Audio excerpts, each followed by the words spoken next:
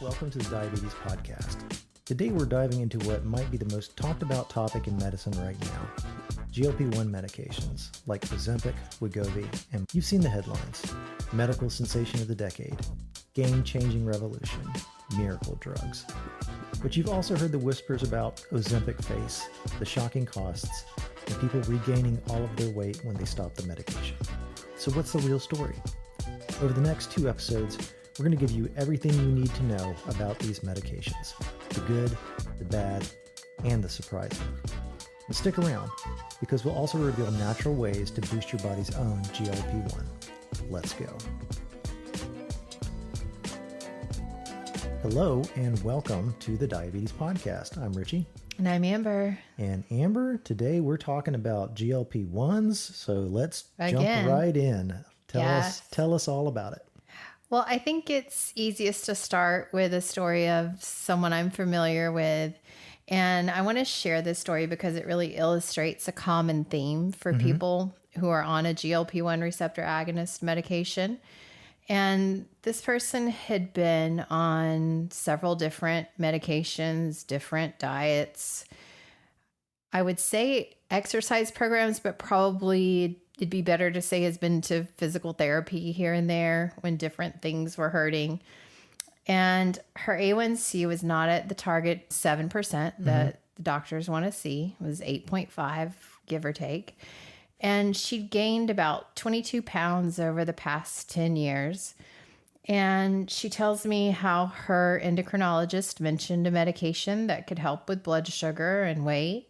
And she said at the time, she thought that sounds amazing. You know, one shot a week and I could lose weight and improve my diabetes. Like, not too thrilled about having to give a shot, but once a week, sure, especially for the benefits. So here's what the glossy TV advertisements and social media did not mention.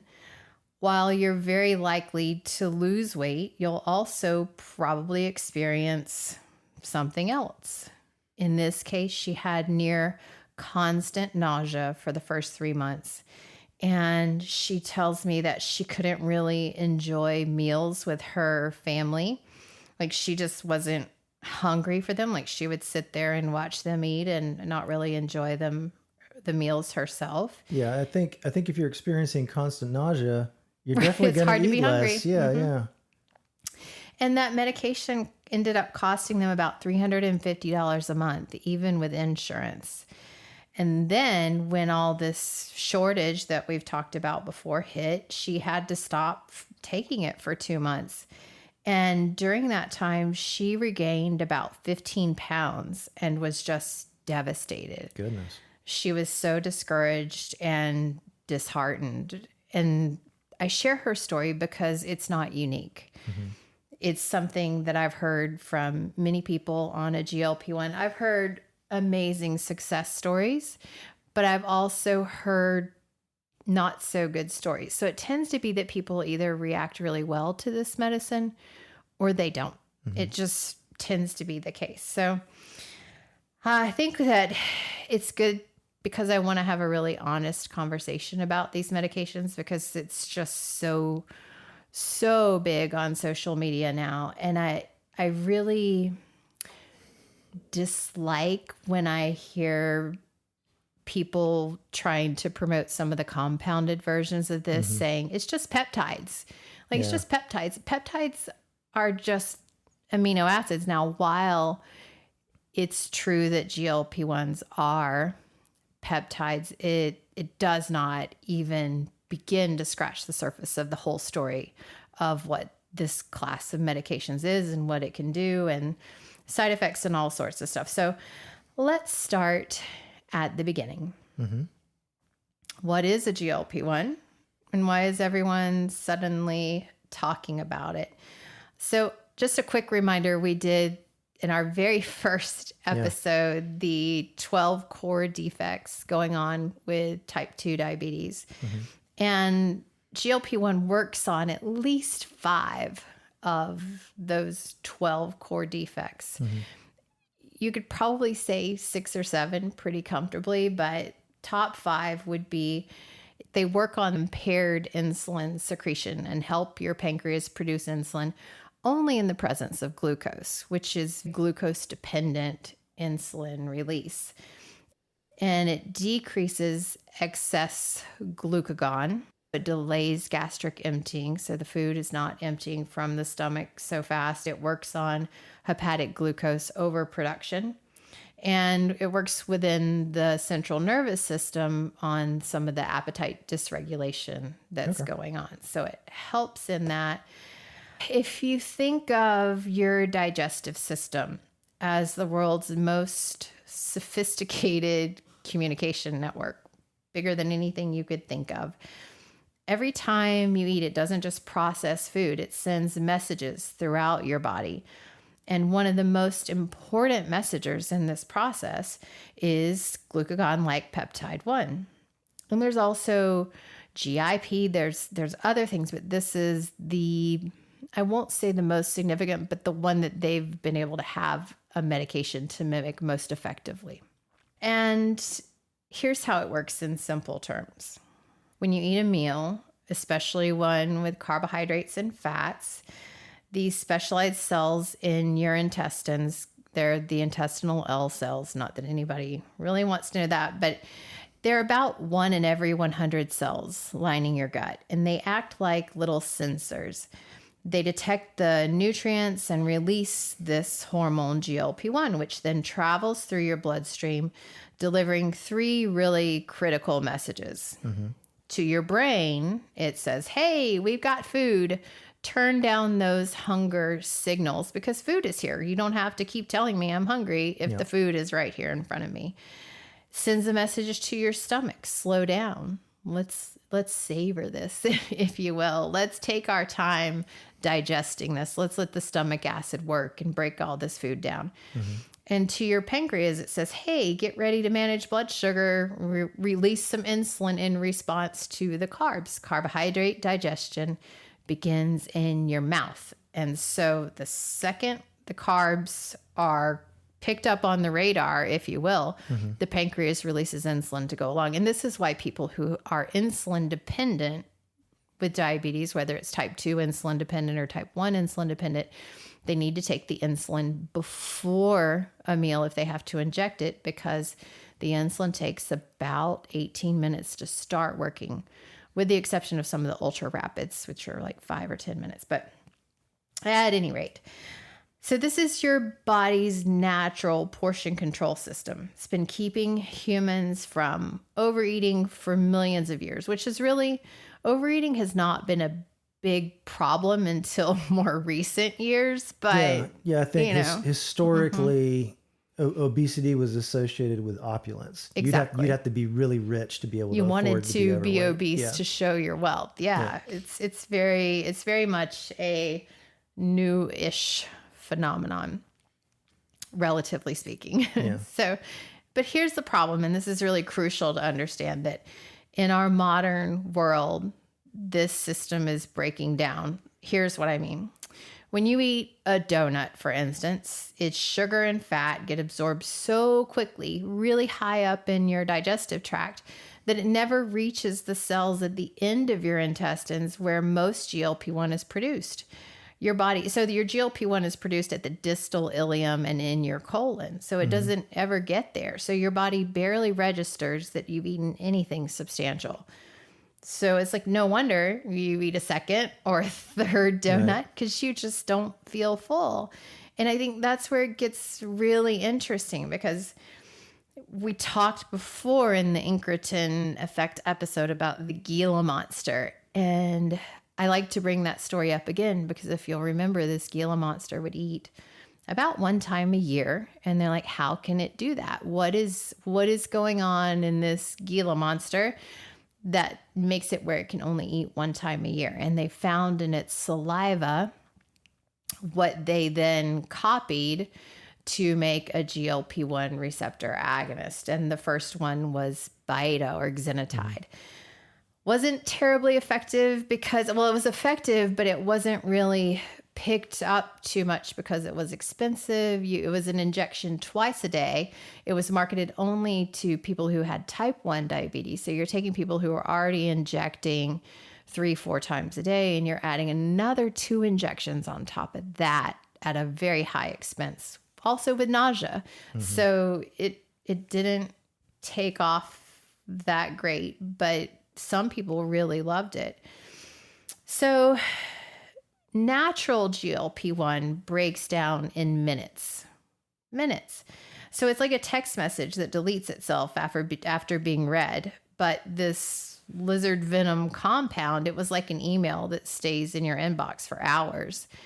And this discovery led to, as I was saying, the Byetta. But then when Byetta then became Bydureon and Victoza and Ozempic, they really noticed a secondary effect where people were losing weight, and a lot of weight. Yeah. You could say a lot of it was also attributed to nausea, but even in people who didn't have nausea, they were seeing this weight loss happen. So that's really when anyone funding something sees that there is money to be had from a new weight loss drug, it's like gangbusters. Like, people are going to jump on that. I'm pretty sure that Viagra was the same story. It was not originally intended for erectile dysfunction. It just had this really cool side effect that turned out to be more marketable than what they were developing it for. Yeah. I'm not touching that with a 10-foot pole. No. Pun totally intended. Wow. I'm sorry. Okay. So we're gonna cut that. I think that's not making the final episode. Are you sure? Jeez. No pun intended. How about no pun intended? So how today's GLP-1 drugs really work? Like, we're not using Byetta or lizard venom. The current medications, semaglutide, which is sold as Ozempic for diabetes, or Wegovy for weight loss, and tirzepatide, which is sold as Mounjaro or Zepbound, are synthetic compounds that trick your body into thinking that you're eating all the time. It's one of the mechanisms in which they work. So I'm just going to paint a picture of what happens when people take these medications. So usually they have to get titrated up to the maximum dose, because if a physician were to start somebody on the maximum dose, it would be nausea, vomiting, like that. You have to start at the lowest dose and titrate up for the best compliance, if you will. How long does that usually take? So usually it takes 1 to 4 weeks that people are started on this low dose. So they get a prescription for the lower dose, and then after that, they'd get the next highest dose and titrate up to whatever they can tolerate, which is not usually the max dose for most people, by the way. Most people will feel some slight nausea at this point because the body's adjusting to having GLP-1 signals that don't just go away right away. And then, moving into week 5 or 12, the dose increases, hopefully, right? And that's when where people really report that they're not feeling hungry. Mm-hmm. And a lot of times people will say things like, I looked at a pizza and don't want it, or a donut, really not interested, which is remarkable. And even I think Oprah said it was like somebody turned off a hunger switch. Yeah, in her brain. Ads I've heard have described it as turning off the food noise. I've heard that as well. Mm-hmm. And then you get to month 3 to 6, which tends to be this peak weight loss period, and people are typically dropping about 2 to 3 pounds a week during this time, and blood sugars start to improve pretty dramatically at this point, like 1 to 2 A1C percentage points. So at 2 to 3 pounds a week, I mean, that's almost twice what I think kind of is normally considered safe, weight or reasonable weight loss without That's a great point. And that's later on, but I can bring it up now, is that most people lose muscle while on these medications, lose skeletal muscle mass as well. So then moving right along, if we're talking about the 6 to 12 month time period, weight loss starts to slow down because, as you said, it's not really sustainable at 2 to 3 pounds a week. And by month 12, it tends to stop for most people. Yeah, we've talked to a lady fairly recently, and pretty much described it as almost like hitting the metabolic wall. Like it was working, and it just stopped. Yeah. So why does this happen? It's one of the most important things to understand about these medications. And in my opinion, I think it's not really something that the advertisers of these medications are saying, hey, guess what happens at a year? They're not saying that. And the truth is, there is a big fancy word in the scientific community. Most of people have heard of it, even if they don't fully understand it, but homeostasis, that means your body likes to be at your body temperature likes to be 98.6 degrees. You have a weight set point, and your body desperately wants to maintain this. So when you start losing weight, whether it's through means that we would recommend, like diet, exercise, or if it's through this medication, your body is going to start fighting back. Like, oh, what's going on? Wait. 2 to 3 pounds a week. That is not normal. What are we starving? What is going on? So it starts to conserve. It's really trying to save you from what it believes is starvation. Yeah. Famine's not common in the United States. No, thank goodness. It is. It is in other places. And throughout human history, it's been fairly common. So the mechanisms that we've adapted to not die during famine really can kick you in the butt when it comes to not putting on weight or not being able to take the weight back off. Mm-hmm. So the response to that is your body's going to increase hunger signals to counteract the hunger signals that are pretty much suppressed and turned off with this medication. And it's about at that 1 year mark that these opposing forces reach equilibrium, where the medication's still working, but the body's resistance seems to have caught up. And here's what the actual data shows. On high dose semaglutide, which is Wegovy, people lose an average of 15% of their body weight. And then with tirzepatide, Zepbound, it might be closer to 20%. I feel like any drug rep who represents one of those, like, wait a minute, it's this. I'm sorry, this is the best I could do. Those are impressive numbers, though. Mm-hmm. We're talking 20 to 30 pounds for most people. So in the studies that I looked at, the average weight of the people participating in these studies was about 230 pounds, which is somewhere between 14 and 35 pounds weight loss. So 14 to 35 pounds across all the studies, I think you could say. But, and this is a big but. That's good, because I like big butts, and I cannot lie. Oh, can we focus, please? I gotta do something. This episode's real dry. I'm sorry. I know. Thank you for I know I've been blah, blah, blah, but I get fired up, sir. That's fine. But I have talked disproportionately more in this one.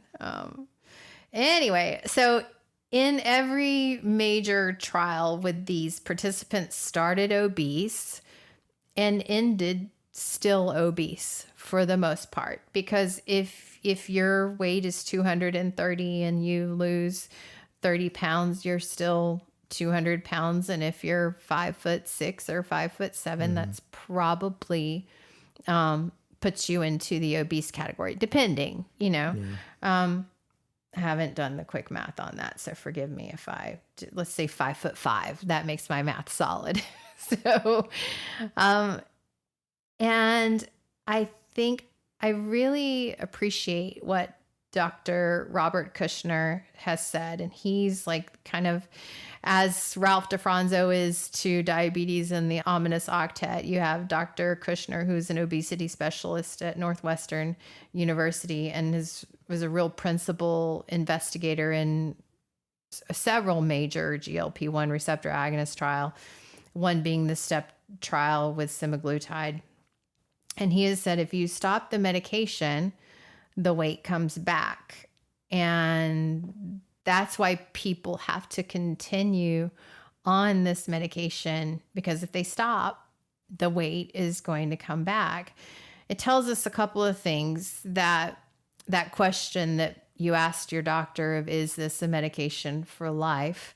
In the case of the GLP-1 receptor agonist, probably so, if you want to maintain the weight loss for most people. And it also says a lot about obesity and its role in so many chronic diseases, and that obesity in and of itself is a chronic disease that requires ongoing management, just like hypertension or diabetes. So I want to talk about what it's really like to be on these medications. So if you ever pull out what I call the mini newspaper in any medication, you're going to have your side effect profile. And anytime you see the commercial on TV, it's going to have half. So it's regulated that half the commercial says the bad along with the good. So you hear the sounds like the, help me, Richie, it's the Micro Machines guy talking real yes, fast. thank you. Like super duper fast. Yeah. Yes. Or the auctioneer talking about thank the you. side The effects auctioneer from was what I was thinking of, but you said it right. Yeah, it's like 90 miles an hour talking about the side effects. And, you see them on paper and it really doesn't resonate as big as like truly living that experience. So a 44% nausea rate. It's pretty significant. It's almost half of all people that take this are going to experience nausea. 30% diarrhea, 24% vomiting, 24% constipation. And also to speak more to some more of the social media, the things that are coming across in dermatology type circles is Ozempic face. Now, I hadn't heard of this until you said it. Oh, interesting. Yeah. Okay. I think it's just the marketing, like between male and female, maybe. I don't know, but Yeah. I've seen it a lot. And I was thinking about like, okay, I've seen people on Ozempic and I've seen some signs of this. So I'm asking myself, like, why would this be true? And then I also looked at the data that's out there. And the truth is, if you're losing lean muscle mass up to 40% of lean body mass, then some of that's going to be muscle in your face, even though it's probably mostly fat loss in the face, because fat really lends a lot of volume to the face. And I think I don't know if it's urban legend or just anecdotally, but every time you hear you lose weight in your face first, that's right. I remember it was an older weight loss medicine commercial where the guy just slimmed right up and the girl just lost her upper anatomy that feeds children. She lost her breast tissue, and I'm like, it's so true. But what also happens is just like when people lose a lot of weight, you could have like sagging extra skin. It's kind of like you've lost some of the fat in your face, so you get more of the folds and the sagging that can occur. So that would happen, I believe, with weight loss in general. It's just the fact that it's so rapid, and the fact that you lose muscle mass along with it, that it's so jarring, if you will, or it can be so pronounced. Whereas if it were more gradual, if it were dare I say, a healthier weight loss, meaning you're losing more fat than fat and muscle, I think it wouldn't be as pronounced. It almost But sounds this is all like it my almost sounds opinion. like asymmetric tissue loss. Forget fat and forget like just whatever. I'm going to lose tissue, and it's not going to necessarily totally conform to the shape that I want it to at the end. Possibly.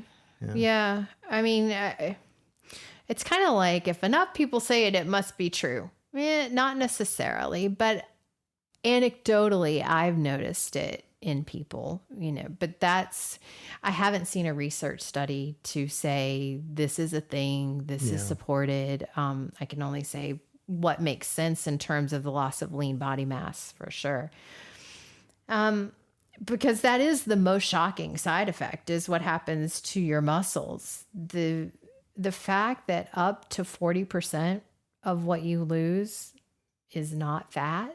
Yeah. It is metabolically active tissue. Yeah. Like that really is particularly for an aging population, it becomes increasingly hard to put on, even just retain muscle mass, metabolically active tissue. So I didn't come up with it. Somebody referred to putting on muscle in your 30s and 40s is almost like your metabolic savings account or your metabolic retirement account. I'm really going to invest hard in trying to build this thing up so that I can maybe age a little bit more gracefully, because, particularly for females, when they get into perimenopause and menopause, you just start dumping that. Yeah, that muscle tissue. does It not hang automatically around, come back. unless I'm telling it daily, unless I'm sending signals to my body daily to retain muscle, to put on new muscle. Like I have to, you can't let off that gas pedal. Yeah. It will go. And this seems to be like the brick on the gas pedal of actively metabolic tissue loss. Right, because if you were to lose muscle, your metabolism is going to slow down. Yeah. So maybe, as an example, you burned 2,000 calories a day before, you lose a certain percentage of muscle mass, and now that same you with less muscle mass is only burning 1,800 calories a day. Yeah. And that can absolutely add up to more fat mass accumulation over time. And that's what we're talking about, like how this can be dangerous. And it's on top of that, this food noise comes back. And with a vengeance, You've got on one hand the medication working and completely turning off a lot of these food signals where people are like, I miss the joy of eating with my family and enjoying foods in social settings because I just don't want to eat at all, to a raging appetite that can come back when people are off of this medicine because it's trying to overcompensate for what was missing. So I guess it's important to talk about financial cost of these. Yeah. As we talked about the metabolic, because it feels like after that metabolic cost, what's money? I mean, it feels so insignificant. But the truth is, people want to know, is it affordable? Is it something I can take? Will it help my blood sugars? Because, what's the bottom line in this? So insurance typically will cover this if you have diabetes, if you have type 2 diabetes. Many insurance plans are going to cover a GLP-1 medication. You're still probably going to pay $25 to $200 a month. And typically people who pay $25 a month are using a copay card provided by the drug manufacturer.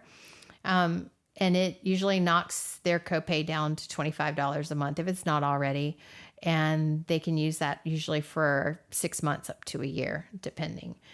But those cannot be used for Medicare patients, or TRICARE, any government. Really? Yes. Okay. Any government insurance cannot accept a copay card from the drug manufacturers. So usually people who have Medicare are paying an out-of-pocket of about $75 to $200 a month.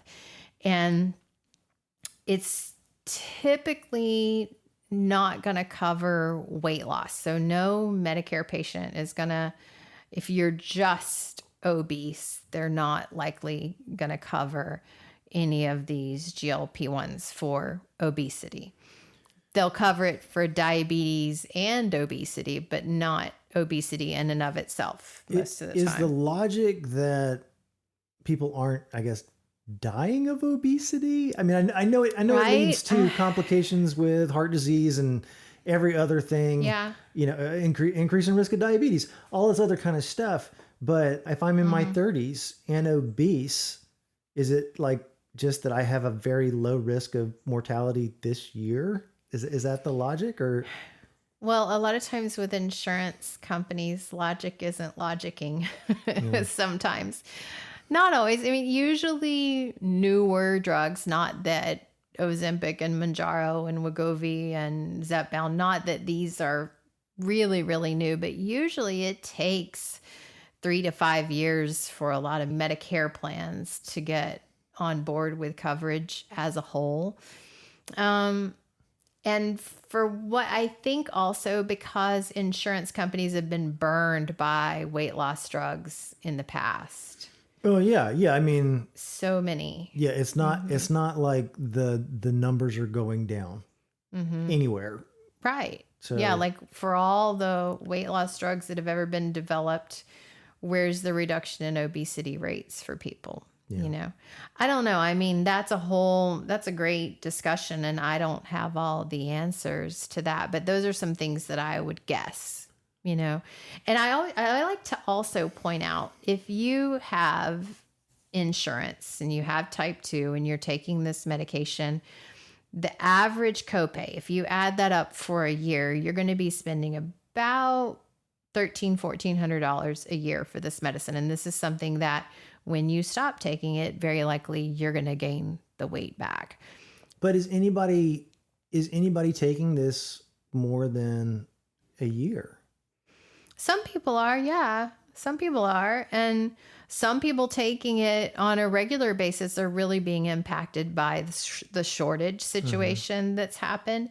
And a lot of your compounding pharmacies have taken advantage of this shortage situation to create and market this to the mainstream general public, which is why you're seeing this diabetes drug all over the place. You're not seeing an SGLT2 inhibitor. You know, you're not seeing Farxiga being marketed to the general population, even though it could, you know, that's 250 calories right out the window that you're going to pee out probably, you know, but it really only works if blood sugar gets above a certain level with the SGLT2s in some cases. So, it's really interesting because these versions of the compounded GLP-1, you know, I've looked at some of it's like a prescription program where you pretty much sign up for, I think either 6 months or a year.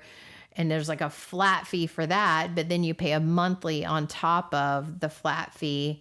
Usually it's like $400 or $500 a month. And these aren't FDA approved. And in fact, the FDA has issued warnings that many compounders were not using the approved salt forms of semaglutide and had labeling and dosing errors reported. So anytime you have this, you've got sterility issues, dosing, ingredient quality, and some of these led to some pretty serious adverse events like overdose and hypoglycemia, which I find interesting because this is supposed to be a glucose dependent release of insulin. So how is hypoglycemia coming into play with this? I'm not real sure, but what I've kind of noticed is that when you're desperate and when everywhere it seems that this is the thing, this is booming, this is the hot topic. And a friend of mine recently said to me, like, I'm just tired of feeling hungry all the time. And when you have Oprah saying it flipped that switch, she's the enticement of just not wanting to feel hungry. And my conversation with her was, why is it bad to feel hungry? Yeah. I mean, I feel hungry often. You can attest to this. It's just, Oh, boy.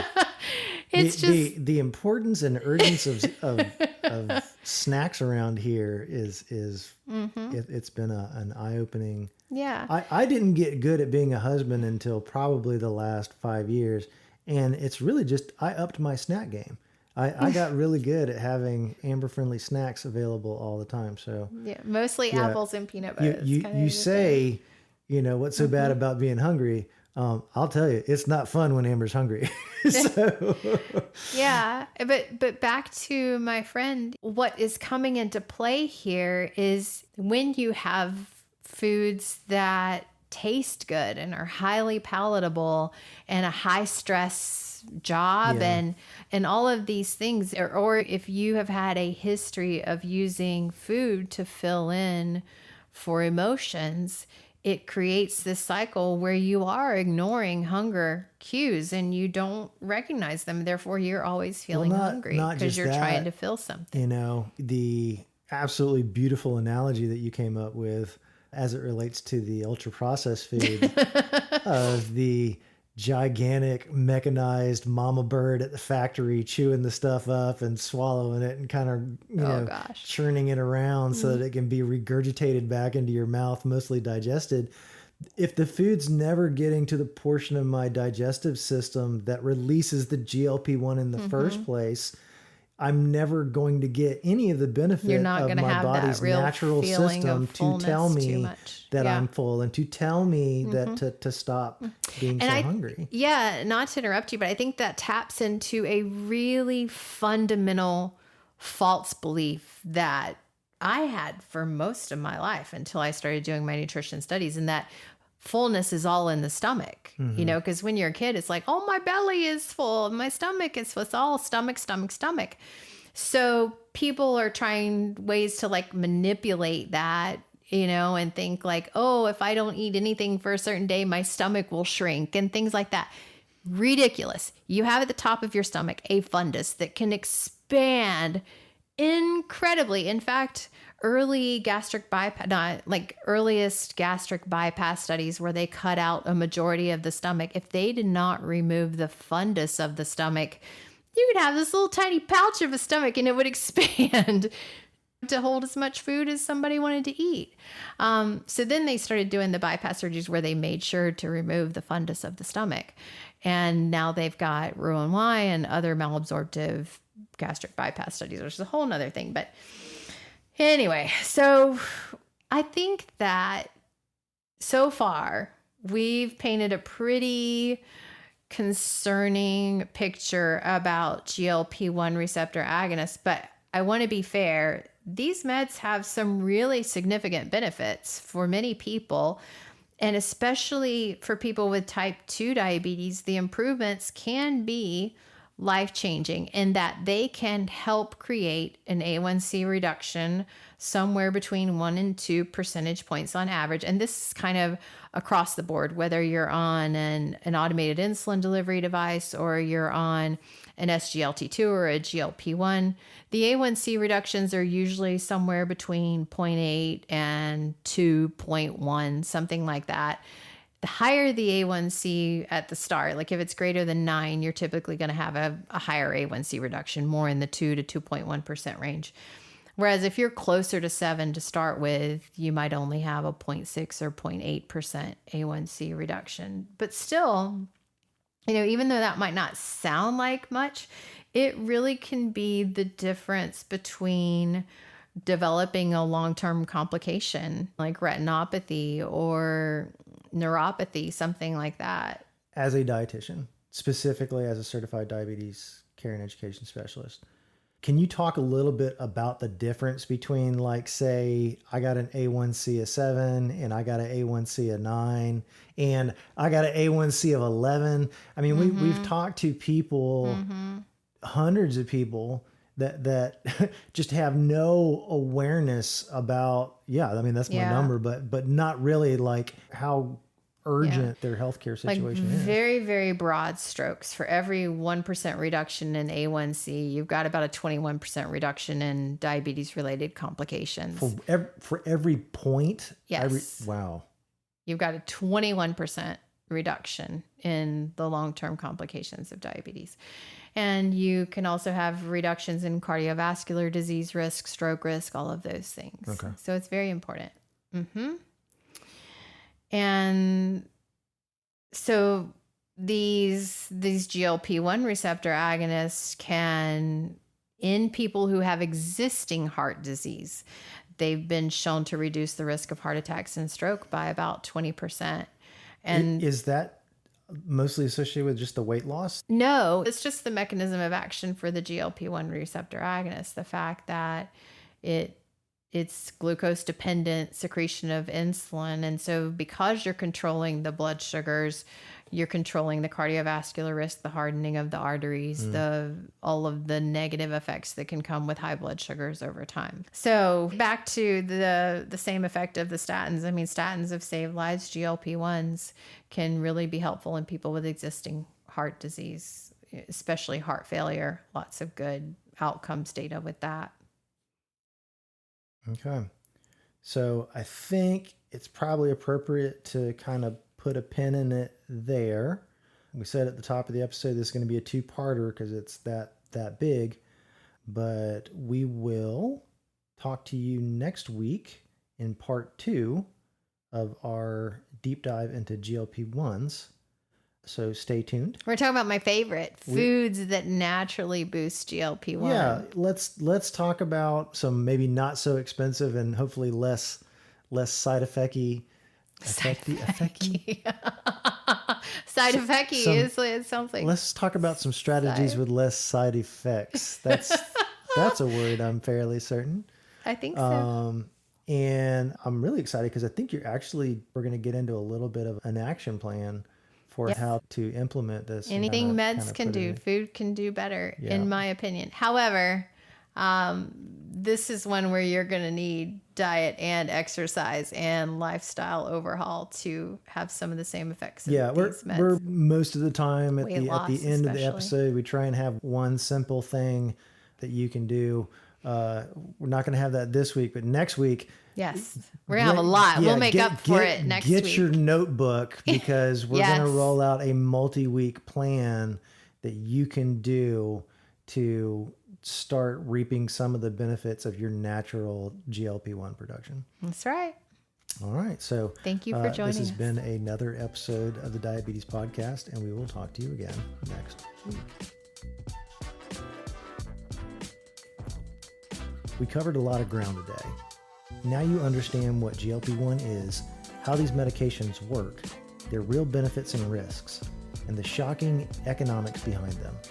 But here's the crucial question we haven't answered yet. Do you actually need these medications? And if you're on them, how can you maximize the benefits while minimizing the risks? Most importantly, are there natural ways to boost your GLP-1? That's exactly what we're going to cover in part 2. We'll reveal the foods that naturally boost GLP-1, sometimes by 40% or more.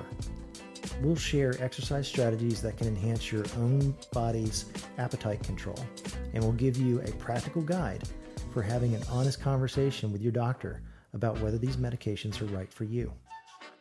Plus, we'll tackle the controversial questions: should 12-year-olds be on these drugs? What happens to society when only the wealthy can afford to be thin? And is there a dark side to medicalizing obesity that we're not talking about? Join us next week for part 2 of our GLP-1 deep dive. If you enjoyed this episode, subscribe to the podcast to stay connected with the latest research, expert insights, and practical steps for going beyond managing diabetes and working towards type 2 diabetes remission. Until next time, take courage. You can do this, and we can help.